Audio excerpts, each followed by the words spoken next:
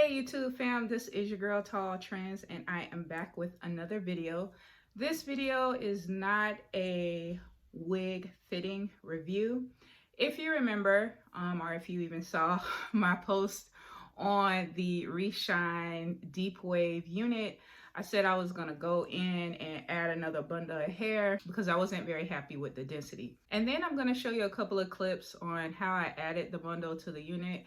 It was pretty straightforward, but I still wanted you to see the process. I didn't really have a lot of wiggle room in trying to add additional tracks to the wig.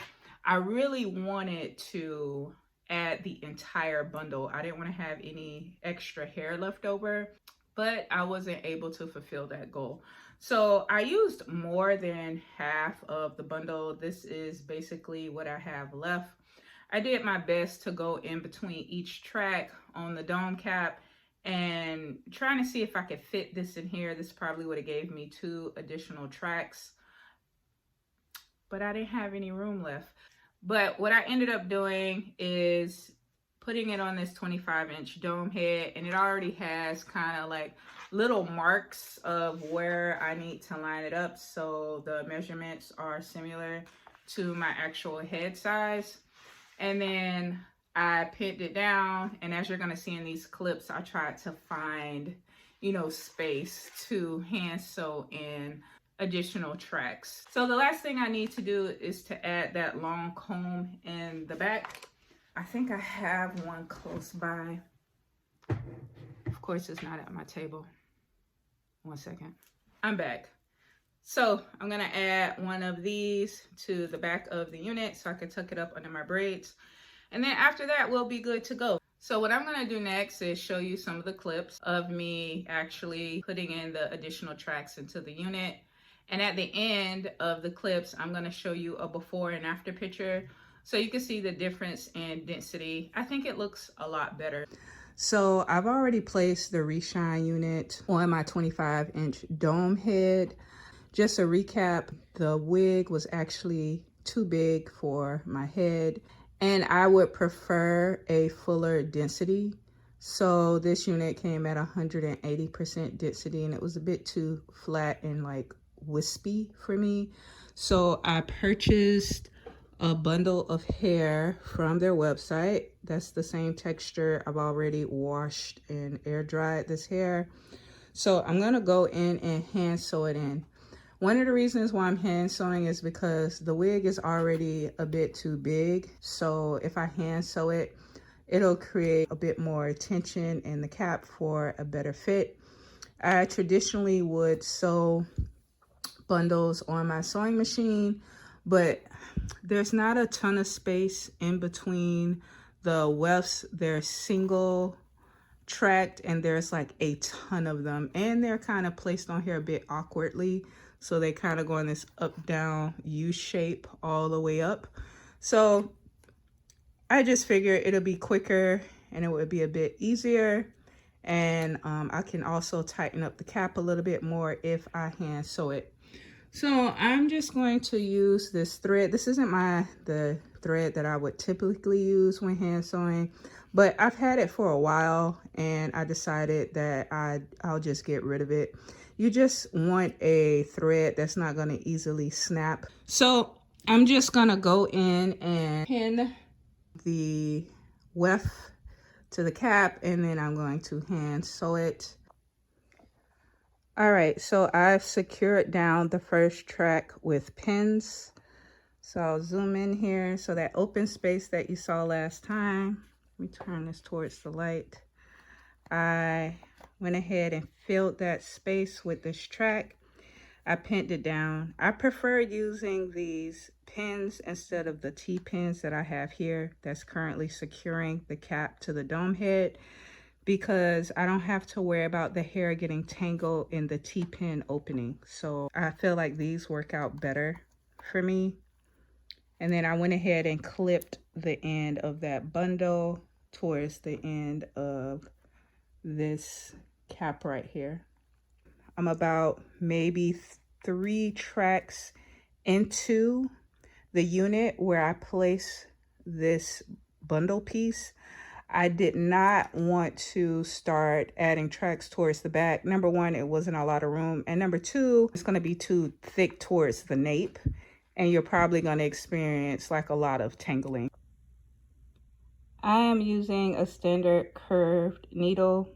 I tend to kind of like bend my needles out of shape a little bit. I have really long fingers, and I find that it just works better if I open it up to be more of like a wide smiley face. Some folks prefer straight needles. I mean, whatever rocks your socks, right? If you're not used to sewing wefts on a cap, then you might just have to try different types of needles until you find the one that's right for you. So I am now getting ready to go ahead and loop the first stitch. It's very important that the track is adhering to the cap, and you also want to make sure that it's not going through that little bit of fabric on your dome head. It is possible to sew down your tracks into the dome head, so you need to be very careful that it's not doing that. Because everything is black, you want to make sure that you have really good lighting to ensure that your thread isn't knotted. And I typically keep my thread slipping through my fingers as I am pulling through all the way up until the last moment, because thread could get knotted so easily.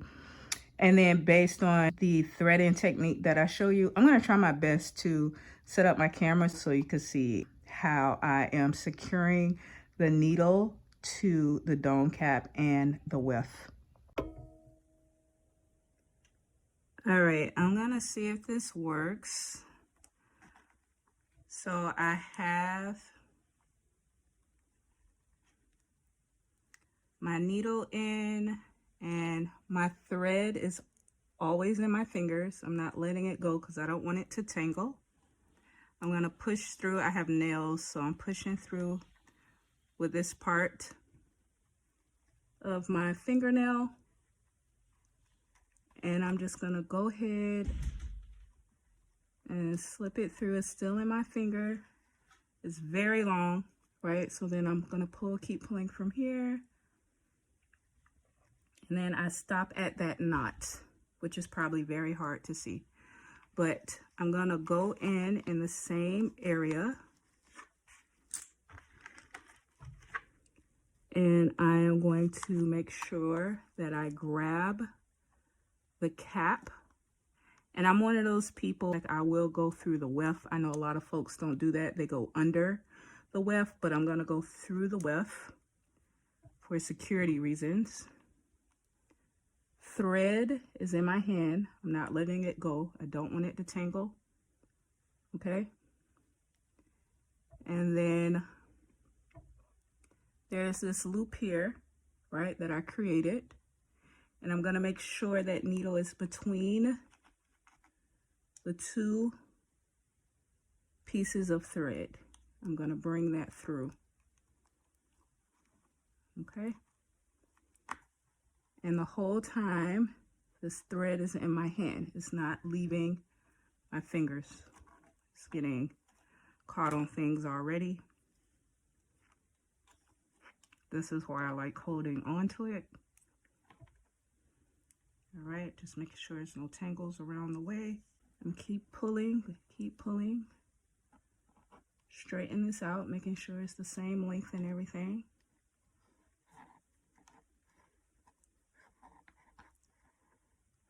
Pulling,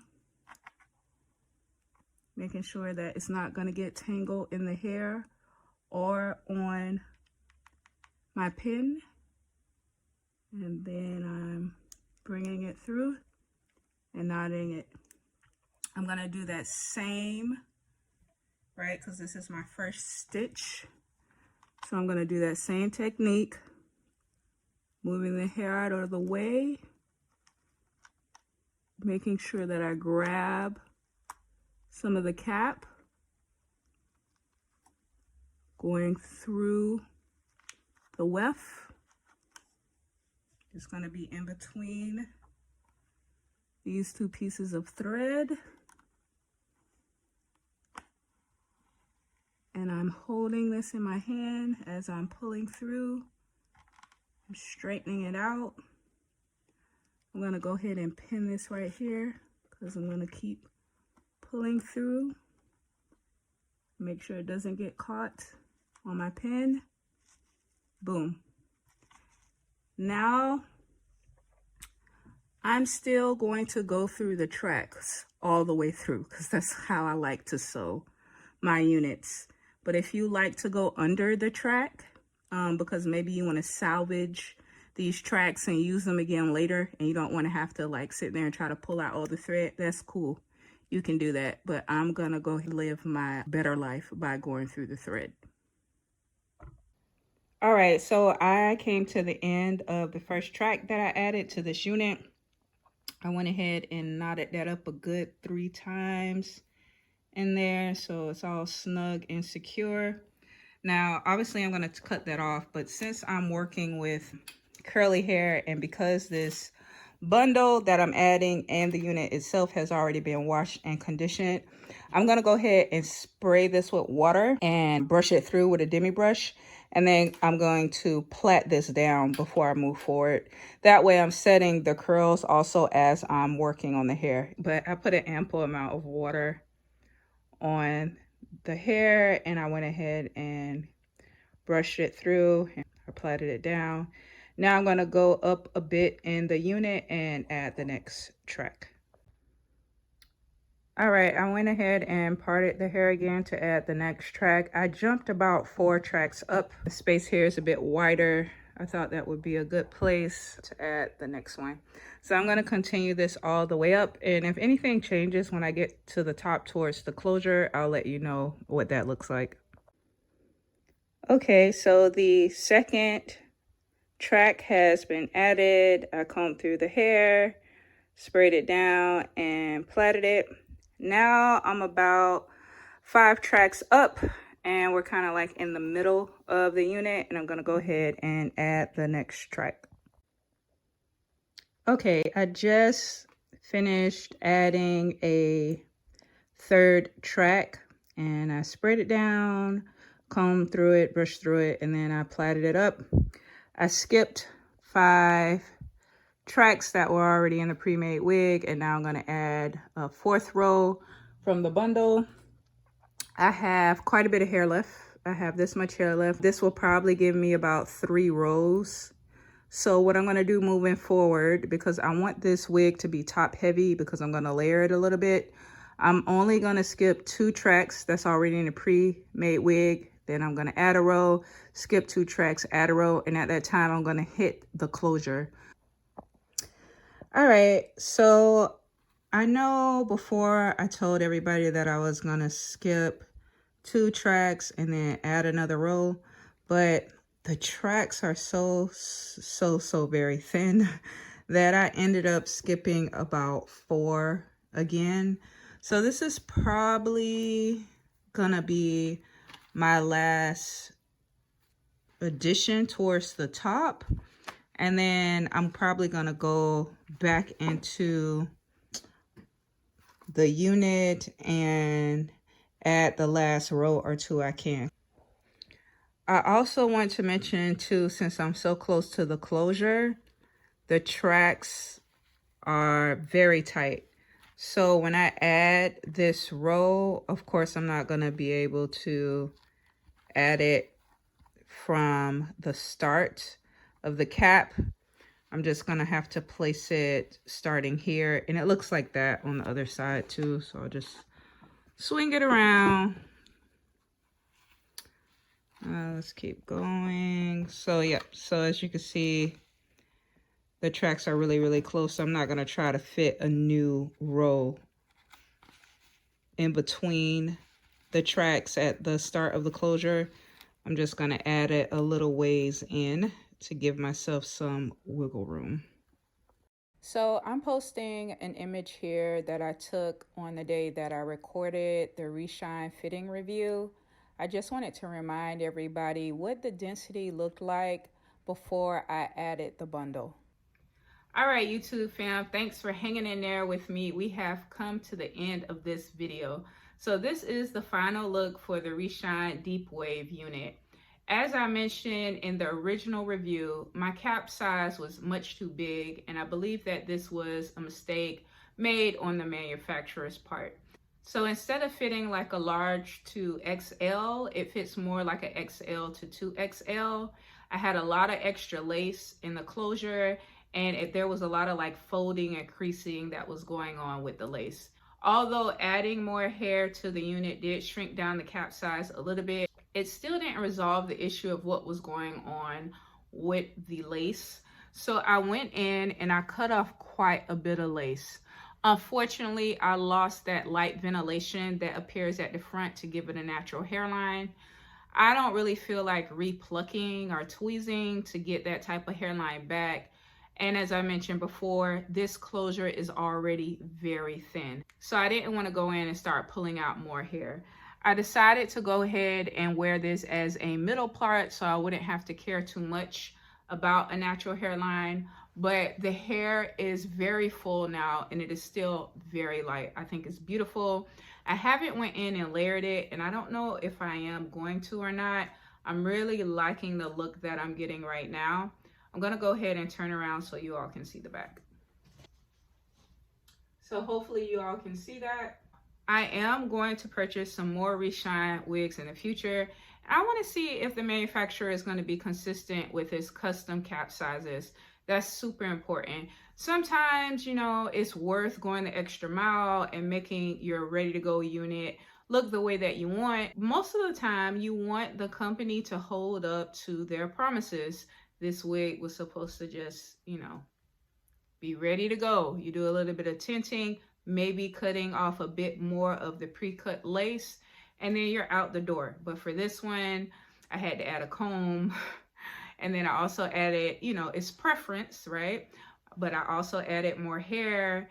And then because my cap was too big, I had to do some customization to the closure. But all in all, this is a win. I think that this hair is very soft. It's very beautiful. I didn't get a lot of shedding. It's super lightweight. And it's a wig that you could wear all year round. Now, so far, because I've been wearing my Reshine wig quite a bit, even before I added the extra hair, and it is very easy to comb through. It washes well, it conditions well, it's soft. The only concern that I have is I don't know how long the closure is going to hold up because it's ventilated so thin, but that's a part of what gives it the natural look. So, you know, you got your pros and cons, but I'm saying that this wig overall so far is absolutely fantastic, even though I ran into a couple of issues. If you've tried the Reshine wigs before in the custom size, comment below and let me know what you think. As we journey through, I will be checking back in with you all and letting you know how the unit is holding up if you are interested. Until next time, bye!